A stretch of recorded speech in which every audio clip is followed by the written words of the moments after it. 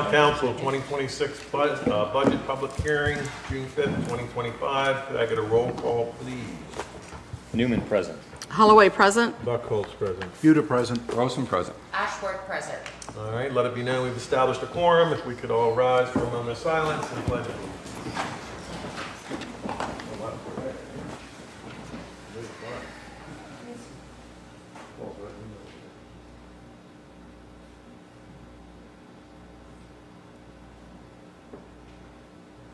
Pledge allegiance. To the flag of the United States of America and to the republic for which it stands, one nation, under God, indivisible, with liberty and justice for all. New cameras. We got both, right? Double feet. Yes. Yes, it is. Good thing I'm not sitting there. You see, All right. Tonight, we are going to be doing the public hearing. If you do have anything written when you come up to speak, if you could give it to Libby before you leave so that she can put it in the minutes in its entirety if you're not able to get everything in within the 3 minutes. Let's see here. Do I need to read this whole thing? You're the mayor. I don't know. The door to the Civic Center, the handle came off. Oh, well, there you go. You're gonna be. You're so strong. we got the side door. So, Libby, do I need to read this whole? I'll just read the top portion. Okay. Let's blow it up a little bit. All right. Following are the estimated receipts and expenditures of the Municipal Corporation of Cape Charles for the fiscal year 2026. The Town Council will hold a public hearing on June 5th at 6 p.m. at the Cape Charles Civic Center, 500 Haswell Avenue, to receive verbal and written comments on all proposed disbursements as well as all tax and trash service rate charges. Written comments can be submitted prior to the hearing via email to the clerk at capecharles.org or hand delivered to Town Hall. Verbal comments can be provided during the public hearing. The proposed fiscal year 2026 budget and all tax and rate charges will be discussed and brought to a vote at the regular council meeting on June 18th, 2025. For additional detail and explanation, please visit the town website at www.capecharles.org under Agendas and Minutes /Town Council. And at that, I am assuming I'm turning it over to Rick. All right, so what I would like to do is just to kind of make sure the public is aware, there's copies for the budget for the community to see. We've taken time, we've had multiple meetings now to discuss where we're moving towards. This has got reflecting what we've talked about. Also, I just wanted to highlight, there's a form or kind of a little spreadsheet we gave you just to kind of help track some of these things that we've discussed and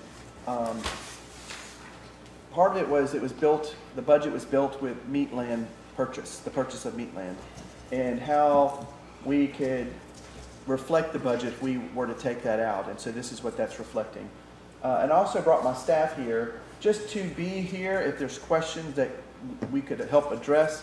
Since I'm new, these guys know how to look at the budget and find the answers way faster than I can. So I just want to make sure that the public has our undivided attention and we're here to serve and answer those kind of questions. So take it back to you. All right. Let's get out of this tab. All right. So, are we going straight to the receive public comment? Right. Okay. Okay, Claudette LaJoy. Let's start the time. You're going to jump up and be like, you're done. Don't worry about it. You'll know. I'm sure. Claudette LaJoy, 127 Peach Street, Cape Charles. Most of you know my name is Claudette LaJoy. I am the new Cape Charles Historic District Civic League President, so want to thank my predecessors before me, Sam and Jim, and all the board members, pretty much, which are most of your current audience, for all the hard work that they've been doing to get us to this point. And we will continue to strive to partner with the town to move things forward with volunteers, project support, staff support, whatever we can do. One, just familiarizing you. We're a little bit more organized in literally the 4 days that I've been president. Our sidewalk committee, another patron is going to talk a little bit more about that and our comments regarding the budget. Our beautification and tree committee. So thank you for the $20,000 that you guys have already allotted towards what I understand is actually going to be truly stump removal. Although I'm used to more thousands of acres of tree surveys, I did one briefly today in town, and we do have 36 stumps that are between the sidewalk and the VDOT right-of-way, and including portions of Monroe. Currently, that $20,000, if you really look at a budget, is only going to take out about 10 stumps. And so my request is that you would consider an additional $10,000. That would kind of be the flip side for some plantings, for which we do have volunteers that could support that effort and help beautify additional portions in town. However, we can assist with writing the RFPs for the companies, because we understand somebody's going to have to be certified and insured to have a reliable company take those stumps out due to the liability. We have a permitting reform committee, but won't beat this one because many of you already know my feelings. But I will ask that the town management provide us with more defined process and time frame, which will move this thought forward. Thank you to staff who's already started working on that project with some of the language in the Planning and Zoning Committee. We do appreciate that. We hope that by the next budget review cycle, that we will have the language in place and be talking about some of the actual budget line items and how those can be improved as we move forward for all of the people and property owners here in town. My last comment, although there's been much discussion regarding upgrading the electrical tree lighting along the south side of Mason Avenue, there's no question Festive Fridays and what those lights do brings an added boost to our town during those winter months. And we would like to request that that topic be reopened, understanding that $110,000 could be used towards something benefiting the daily lives of everyone in our town. And I understand that that would cause us to let go of that $50,000 in grant money. Selfishly, 10 of that could go towards some plantings of trees in town. But I just, again, want to remind you that the Cape Charles Historic District Civic League, we have a willingness to serve on your study groups, assisting you with RFPs, getting projects done, boots on the ground to find information to help you better do your jobs. Thank you. I have a question too, go ahead. Okay. You're asking for an additional $10,000, but I just want to clarify, is that for completing the stump removal, or is that for planting? So plantings, the thought would be that if we show that with the historic district kind of support, getting 10 stumps removed with the 20,000, or however many, I kind of ballparked, depending on utilities, the size of the tree, where it's located, it might be about $2,500 or $3,000 per stump to be removed. We kind of pick maybe the 10 or 12 that will give us the greatest kind of benefit within the town from a visibility perspective, but then $10,000 would be specifically allocated towards plantings within town. Tree planting. Tree plantings. Yeah, okay. And that would provide us with also providing volunteer support for those plantings to occur.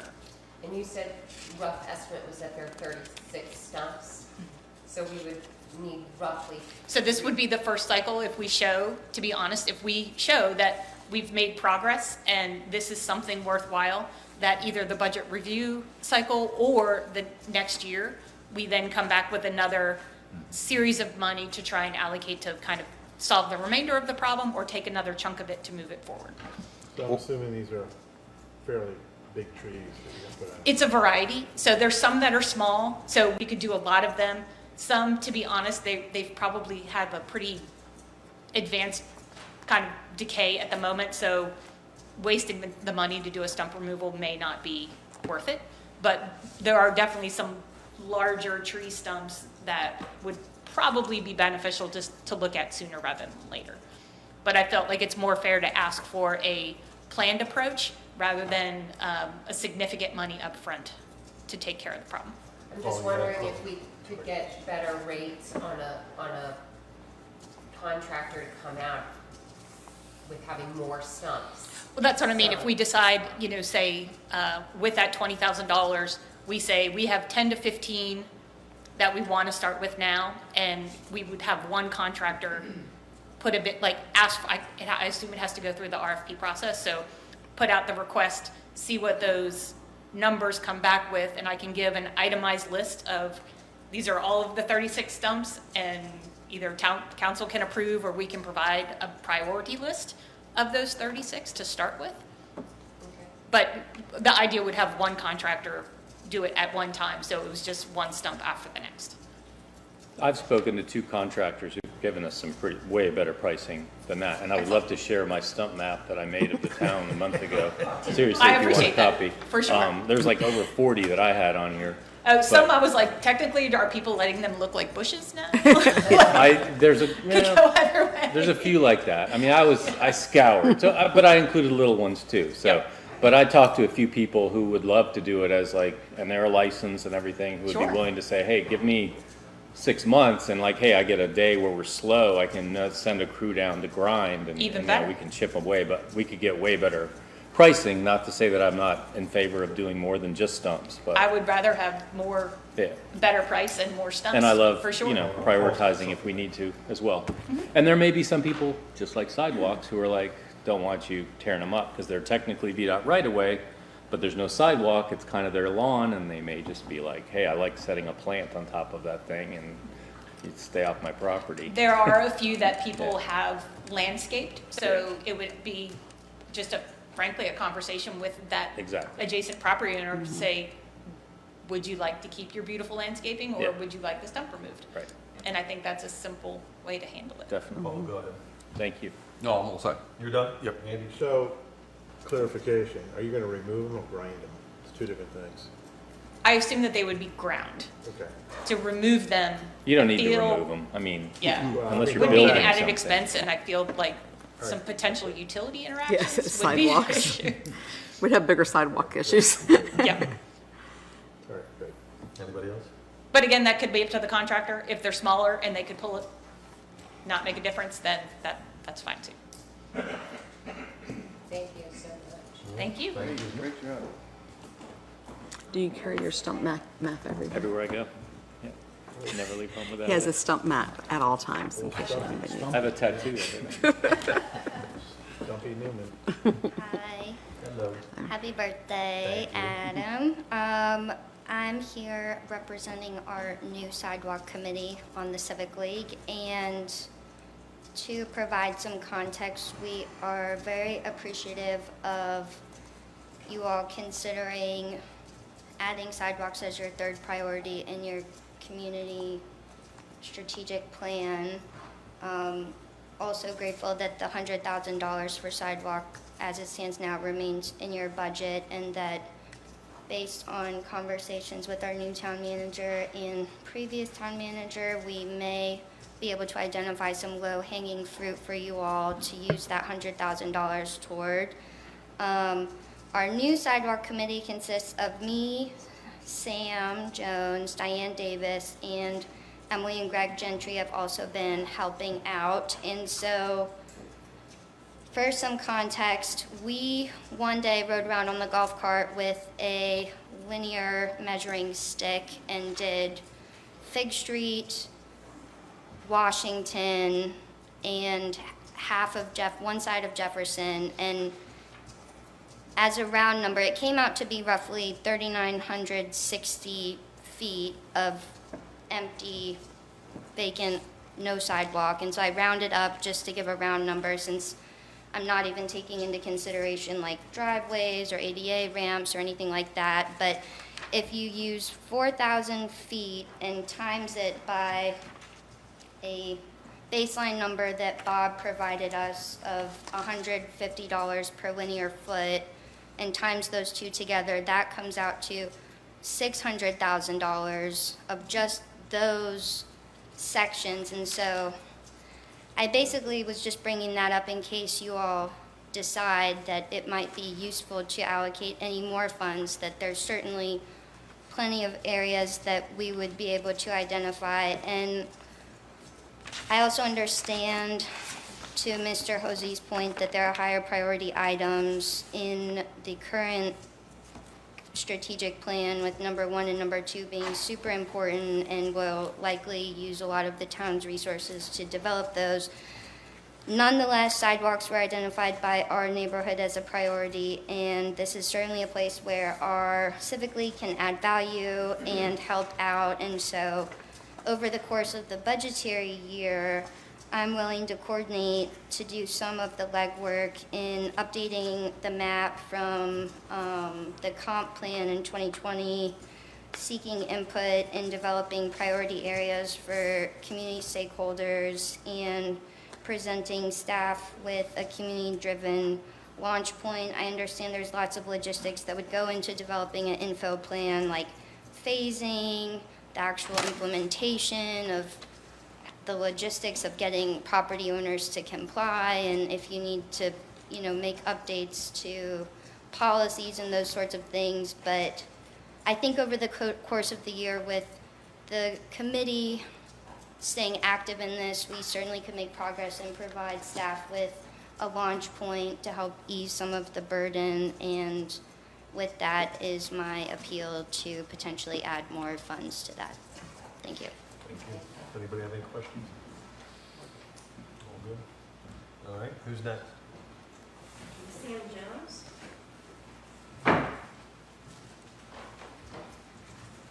I am not the president of the Civic League. You stay on the board? So anyway, Sam Jones, my wife and I, Julie and I live at 538 Monroe Avenue, and you will hear some consistent themes here. I think we didn't all coordinate our comments. First, I wanted to thank you for including the sidewalk infill project in your update to the strategic plan as you put that into the Appendix B. That allowed it then to become something that you could include in the budget. And again, I would thank you, as other folks have, for the funding that you put in for the sidewalk infill, as well as for the tree removal. And you've heard their pleas for, if there's funds available, it'd be good things to do. As you look to finalize the budget, though, I would ask, and you've heard a little bit of this, I would ask that you reconsider the priority in funding for the Main Street lighted versus both the sidewalk infill project and the beach accessibility project. I would think those latter two provide more to your citizens and your visitors in terms of safety and, again, accessibility both to the beach and moving throughout town, and the walkability that we always talk about that.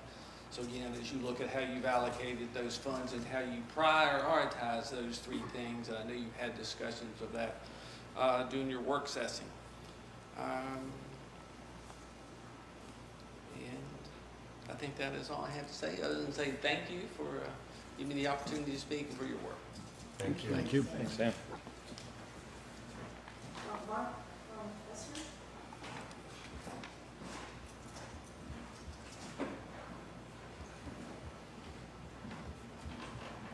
Evening, happy birthday, Thank you. certainly. I'm Mark Essery, 117 Strawberry Street, here in Cape Charles. A couple of different hats. My first hat is the chairman of the Park Board, Citizens for Central Park, and we want to thank you for your continued support of the concerts and also for the continued support of the improvements to the park and support of adding some handicap parking to the park, which we've needed for some years. Changing hats. As the chairman of the tree planting and beautification committee of the Historic District Civic League, I want to thank you for the money allocated for stump removal, and Clayton, thank you for the research you did on someone that's willing to do it much more economically than the folks that we had talked with. And thank you for that money, and if there's more money available, it'd be nicer to get that project kind of kick-started if we could do that. A couple other things, and the other individuals on that committee would be Ed Wells, Malcolm Hayward, and Evan Ripley so far. A couple other folks have said they're interested, but I won't say their names because they didn't commit definitely, so I won't say that publicly. But a couple other things that I would like to ask you to consider, and I'm not sure how we go about doing it, but painting yellow and blue stripes on curbs, it's probably about time to get that done again. I'm not sure if that's VDOT or if that's the town or if that's volunteers. I I would lobby somehow to get a quarterly street sweeping of our community as opposed to once a year or twice a year. It seems like Onancock gets it once a month. From what I hear, just rumors, but it seems like we ought to be able to get it at least 4 times a year, more so than we're getting now. Consistent lighting around town. There are really some dark spots in our community, in the historic district, and I don't know how they decide where to put the street lights in the middle of the intersections, the middle of the blocks or whatever, but there really are some dark spots as you walk around. Some of that stuff, just going back in history, was requested by, like, in my case, I looked at our church's electric bill, and it's $10 for outside lighting. Well, the church back in 1989 requested A&EC to put a street light. So it may come down to individuals. Wanting to request it. But that doesn't mean the town can't request it as well. Absolutely. I'm not even sure who is in charge of that, but it seems like we ought to have some consistency. It'd be wonderful if we get the same lights on Washington Avenue and Mason all throughout the historic district. That would be very cool, along with signage.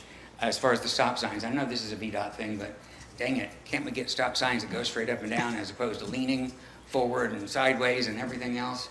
It looks, well, it could look better. It doesn't look awful, it could look better. And with that, thank you all very much for your time and effort, and my hats are going back to the closet. Yes? So I want you to change hats back to the park for a minute. So I was walking Theo through there and actually got sidelined going through the, whatever it is, the kids' gym and all that there. And heard some things, and actually they pointed out some things as far as some rot now down at the bottom, and apparently there's some concrete that's now exposed or will be exposed once the mulch goes out. Okay. Have we looked into that at all, or has the park looked into it to see what would need to be repaired, or?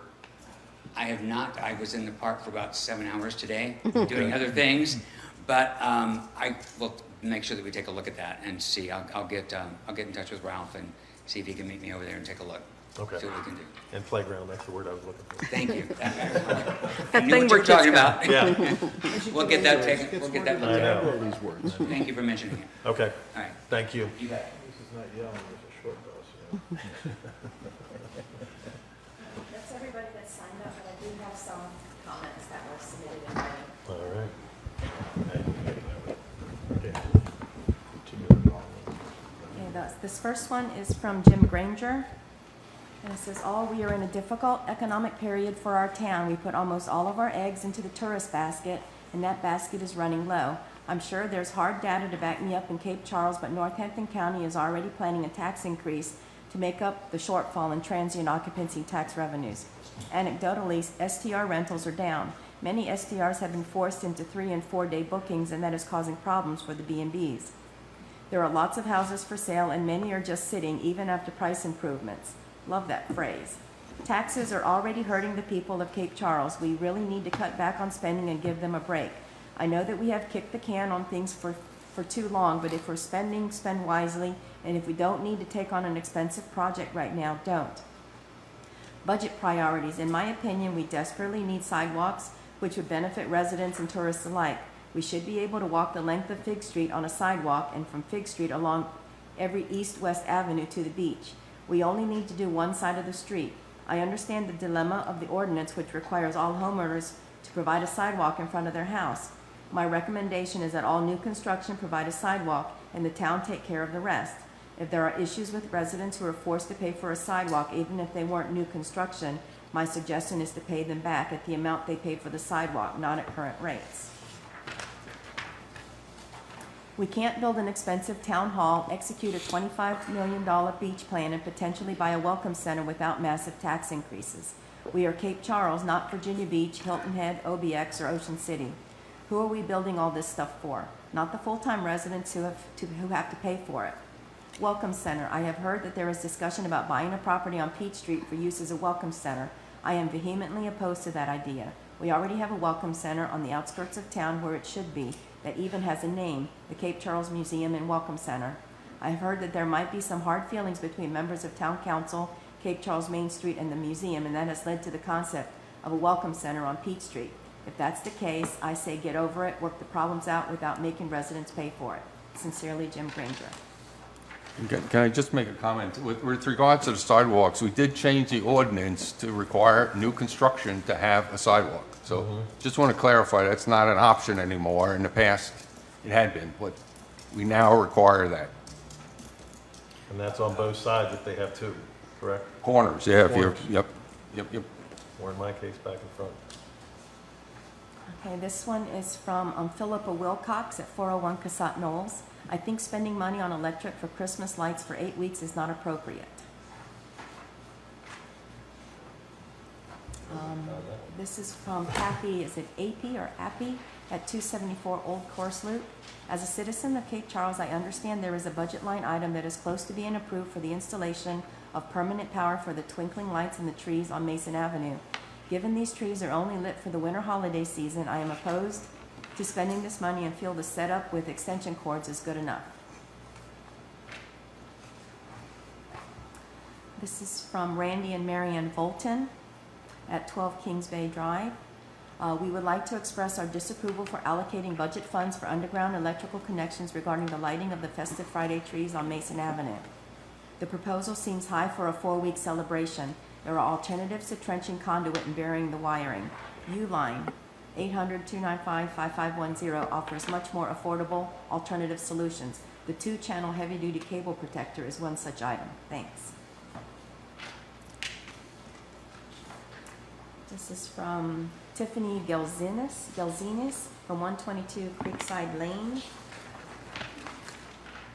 I do not agree that we should spend $165,000 to install permanent electrical for Christmas lights in town. I believe there is a more cost-effective solution.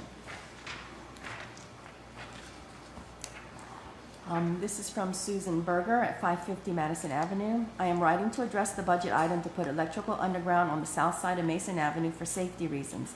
I believe this to be an unnecessary expense at this time, particularly on the south side, which has less pedestrian traffic than many other areas in town.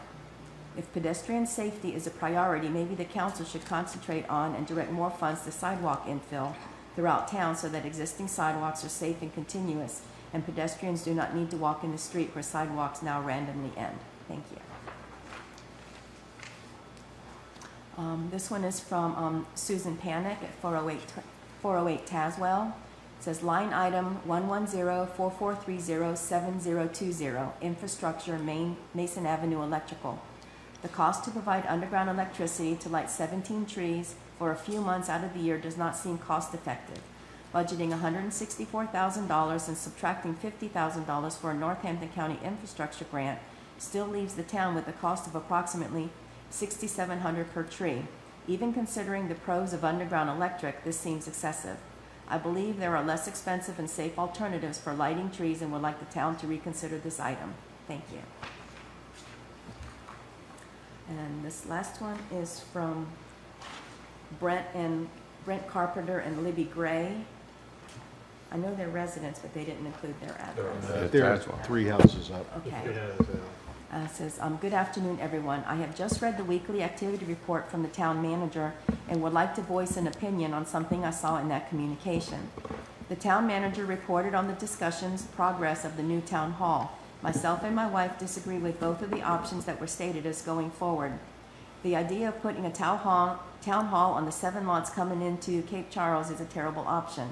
The Meatland building is ugly enough. Do we really want a municipal building right beside a derelict grocery store as the entryway into town? Second, we both abhor the idea of putting our town hall in the Methodist Church. Though I trust each of you to make fair decisions, the optics are terrible. A government, town council, etc. meeting in a church. We are setting ourselves up as a town for a First Amendment lawsuit. As soon as the council votes on something a constituent deems incorrect due to any morality or religious reasons, and a long-term lease for a town hall, this is a terrible idea. According to a previous communication from the town, the Casat Parkway option was cheaper, provided ownership, room to expand, was in the geographic center of town, and the plans were already completed. Why are we changing now? In our opinions, the only 2 choices were rehabbing the Meatland building or Casat Parkway. And maybe someday the Meatland building will actually be used for something else and will continue to pay taxes. This reduces the choice to Casat Parkway as the only logical choice. Respectfully, Brent Carpenter and Libby Gray. last one is from, That's what that was. is from Diane Davis. Again, she's in town, but she didn't include her address, and I don't know it off the top of my head. I am She sorry. knew, or- Huh? She knew. She says, I am sorry this is late, but I forgot that she had a class this evening, so she wasn't able to attend. I think that even though the electrical underground upgrade might be needed, there are more safety and pressing problems that need to have attention given to at this time. Our sidewalks should be given top priority. We are in the tourist season now, and with all the traffic that we have, people should not have to walk in the street when they get to certain sections of the town. The residents that live here year-round should not have to walk in the streets also. If sidewalks are not one of your priorities, try walking around this entire town in the summer and other times. May God bless you as you make decisions that will help all mankind. Diane Davis.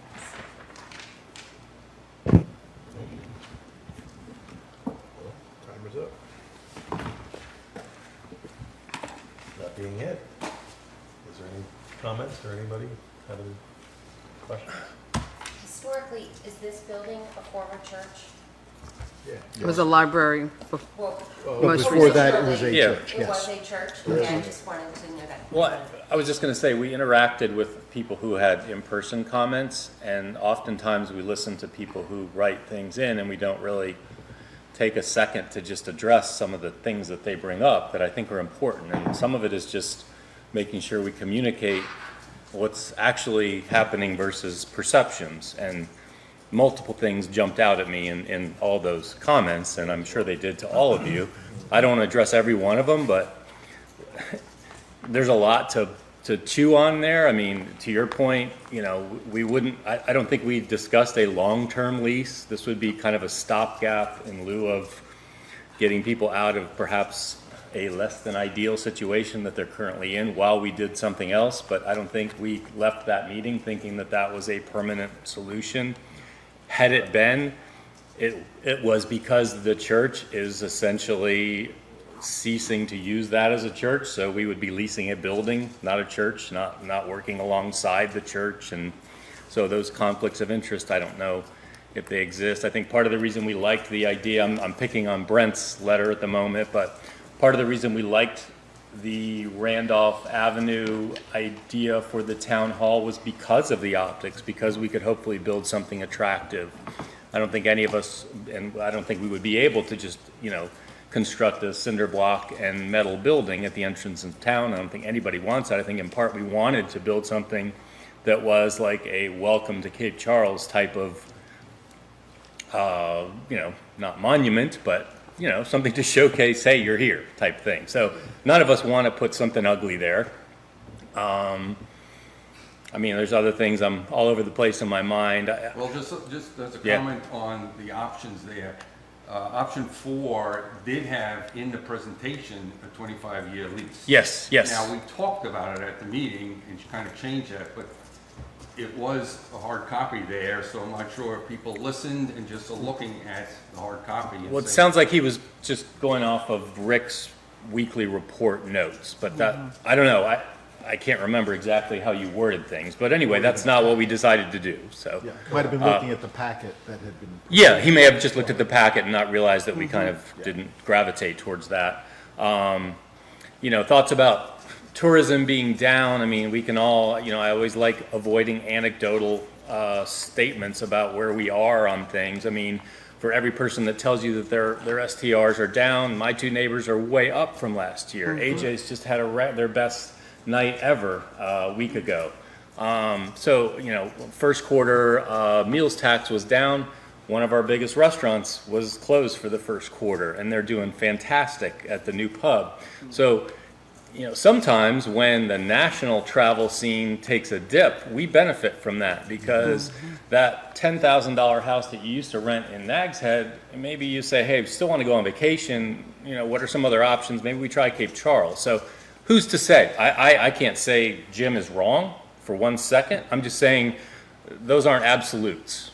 And that there are indicators that kind of take us in exactly the opposite direction. Main Street's got a number of numbers, Yeah. so. And I defer certainly to those, Check in with but them. And I was gonna go down that road as well, because I did check in with a lot of the businesses after Memorial Day, and not only AJ's, a lot of them had literally their best, the bookstore had literally their best day ever by a lot, not Right. just a little bit. It was huge. Yeah, I think some of the things that are going to happen with tourism for us is we're going to get a lot of day trippers that will make a one-day trip over, and our retail and our meals are going to, I think, exceed where we probably expect them to be, and that will balance out some of the others. I don't think we're in a doom and gloom situation, and by any means, I think some of the lodging decisions are going to be a little bit more last minute. Do we have the funds? Can we commit to 3 days, or maybe we can't do that week anymore, but we can do 4 days, and we're And they seeing tend some to of those spend a things. lot more money. 'Cause Yes. They're coming in here for a shorter period of time, so they cram everything into those 2-3 days, to where when they're here for a week, they plan a lot of dinners at the homes they're staying, and Yeah. they don't go out. To where now, if they're only here 2 or 3 days, they're gonna go out every single night with their families or friends or whatever it is, so. I just want to clarify on the visitor center bathrooms Can I that, tag oh, on to yeah, that last thing real quick? yeah, sure. Just so we don't bump Yeah, jump around. yeah. Just as my own impact through my own business, I can tell you right now, we don't do, it's not 100% tourist. We do have a lot of new businesses popping up. So we just had all-time record month last month. And it's just, I don't see any slowdown happening. Me, I deal with new tourism, old, I deal with everything. So it's across the board. Everything seems to be still happening.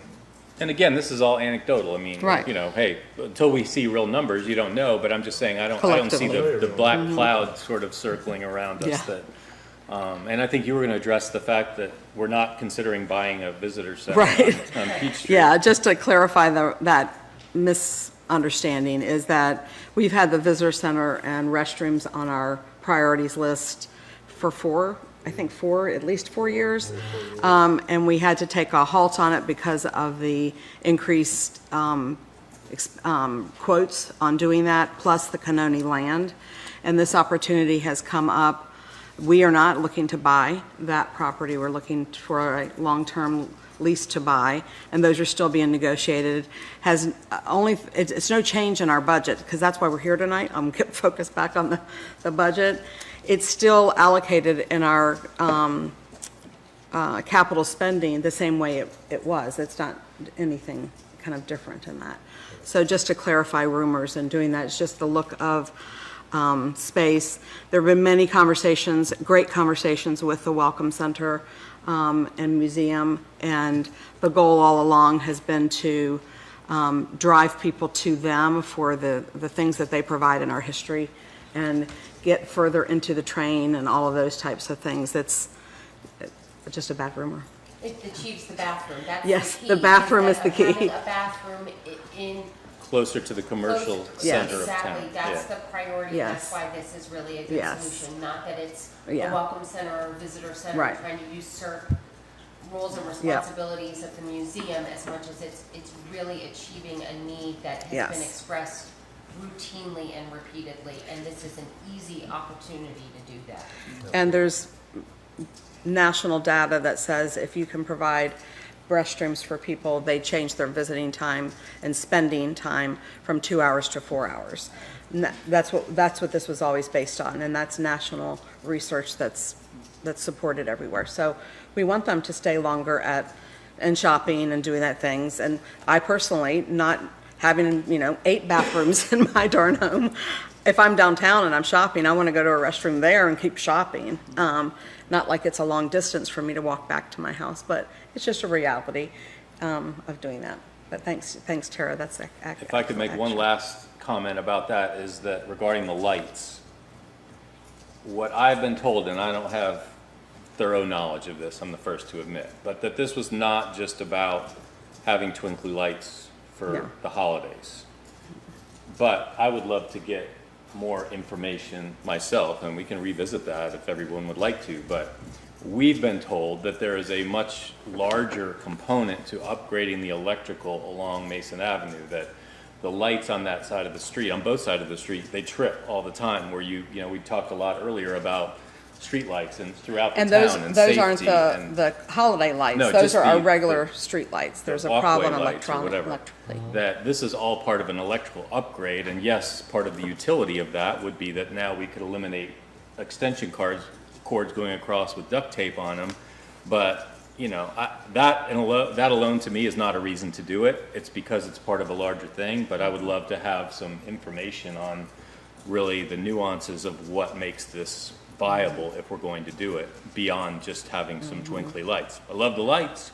Yeah. And honestly, I think the lights stay either way. It's not like we're making a choice for or No. against. We are looking at more of an upgrade to our infrastructure, more so than just getting rid of Right. something that didn't look good. Because I do think even in lieu of doing that, there are things we could do just as a contractor to basically bury those lines temporarily, even in concrete with self-leveling caulk that will make them essentially invisible in the Right. existing seams of the concrete. Anyway, not to get into the nuances of that conversation, but there's more to it in my mind than just twinkly lights. Except, And was that part of our strategic plan? And if it was, I'm not aware, but I didn't know that that was part of our strategic plan or our comprehensive plan to upgrade the electrical along I don't East think Avenue. that it was in a capital improvement level. It has been a part of our discussions for Mason Avenue for a while to get that upgraded, but it's not, it never fell in the camp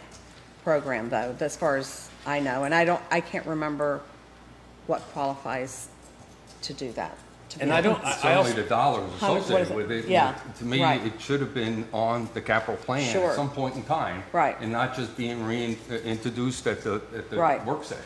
Exactly. So to me, it should come out until we get our act together as to what we can do Mm-hmm. and why is it needed. Yep.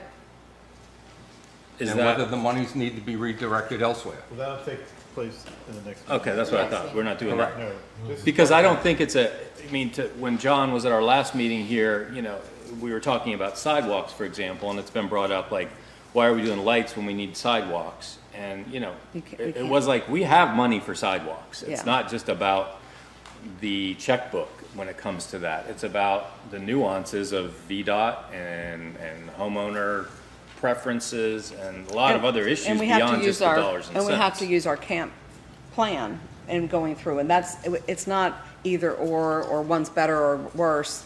That's what that plan was all about. But I get the optics. It's a good to Paul's point to get it back to where you're talking about, to get it in that plan. To put into the camp as opposed to it being something Yeah. that we're seeing as an opportunity because of a grant that we would, pull the trigger on it.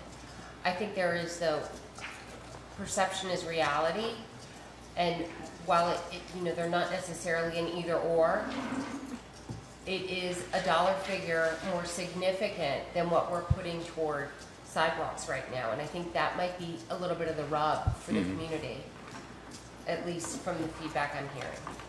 Especially if their perception is for twinkle lights as opposed to And it the was- need in the actual I do want to say, Mason though, Avenue. it was presented that way, and the added bonus was that the GIF circuits wouldn't trip as much. So it certainly Mm-hmm. wasn't presented first and foremost as, for safety and the lighting on Mason Avenue, we need to upgrade the electrical so that these lights don't trip.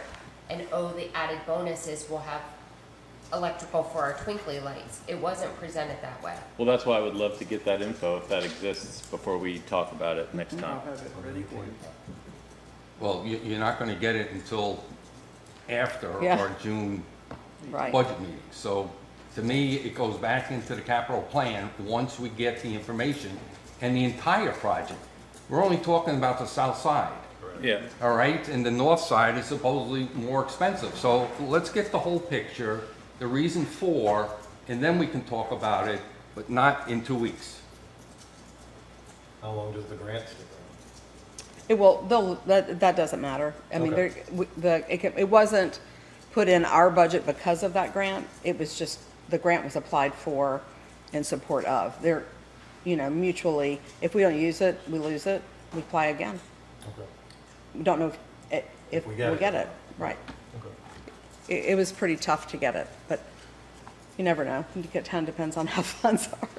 And you never know what it's up against, the year that, how many applications come in, and if there's a bigger plan that can show. One of the county's concerns, which is what we're talking about, is what's the bigger pie, are they gonna come back next year for another 50? How does this look? How is it strategically? What are the phases? None of those things were really in existence. So that's just the way the dollars go. Got it.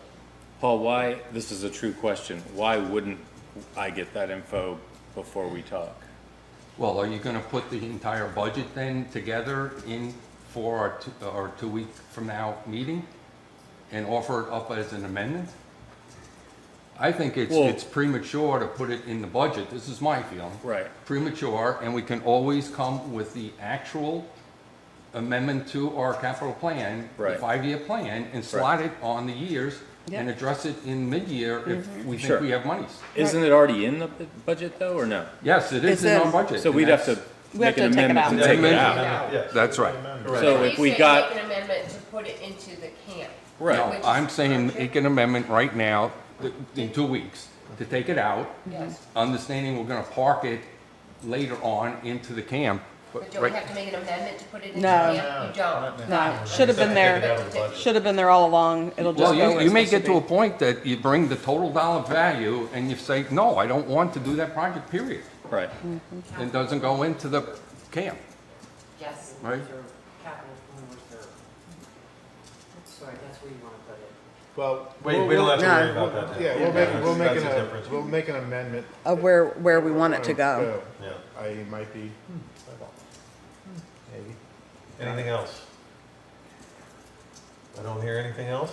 We have a motion for adjournment. So moved. Second. All in favor? Don't we need to just close the public hearing? Oh, How about me knowing that? well, we Where did didn't that have a come motion from? to open the public hearing. Okay. Okay, all right. Yeah, 'cause we didn't have a motion. Sorry, birthday boy. We didn't do it like normal. We are adjourned.